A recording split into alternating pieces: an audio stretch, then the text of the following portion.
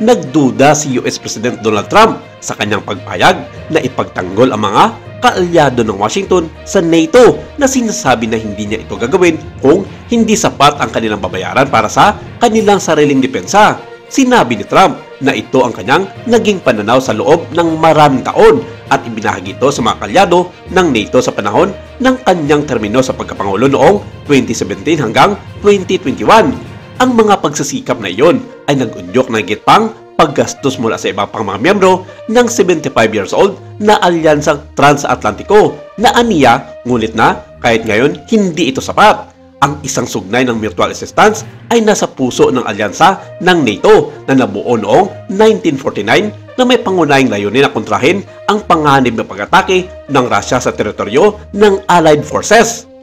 Ang mga payag ni Trump ay maaaring mag-trigger ng mga alarma sa mga kabisera mula Europe hanggang Asia, kung saan ang mga pinuno ay nag-alala na tungkol sa pag-withdraw ng suporta sa seguridad ng US matapos makipagsagupaan ni Trump kay Ukrainian President na si Volodymyr Zelensky at nagpakita ng higit na pagpayag na harapin ang Pangulo ng Russia na si Vladimir Putin. Mas maaga noong Webes, ang mga nag-alalang pinuno ng Europa ay sumuporta sa mga plano na gumastos ng higit pa sa pagtatanggol at nangako na patuloy na manindigan sa Ukraine. Samantala, sinabi ng China na handa na itong makipagdigma sa Amerika sa aspeto ng pagninegosyo at maging sa aspetong militar dahil patuloy nitong pinapataas ang paggasta sa depensa at pagpapataw ng mga retaliatory tariff mula sa import ng US.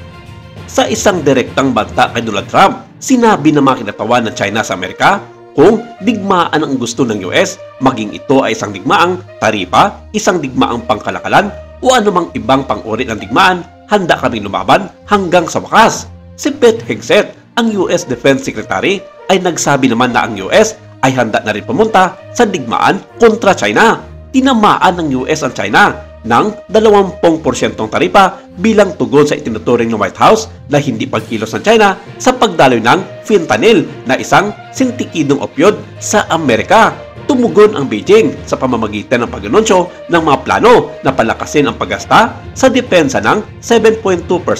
at tinamaan ang US ng mga reciprocal na taripa na mula 10 hanggang 15% sa ilang mga pag-import mula March 10. Sa mga palaban na payag online, binalaan ng Ministry of Foreign Affairs ng China ang US Embassy at ang Washington na hindi tayo tinatakot ng pananakot at pinuna pa si Donald Trump sa pag-uugnay ng mga taripa sa krisis ng fentanyl. Noong Miyerkules, nangako sa Lijiang ang punong ministro ng China na magkakaroon ng lahat ng pagsisikap upang maabot ang target sa kanyang taon ng payag sa lehislatura. Sinabi niya na ang Beijing ay papataasin pa ang pagsasanay sa militar at labanan ang kandahan upang maigit ang mapalagaan ang soberanya, seguridad at interes ng pag-uunlad ng China. Sa pananaw ng mga nakararaming Chino, wala nang makakatalo pa sa China kung sakaling sumiklab ang ikatlong digmaang pandaigdig.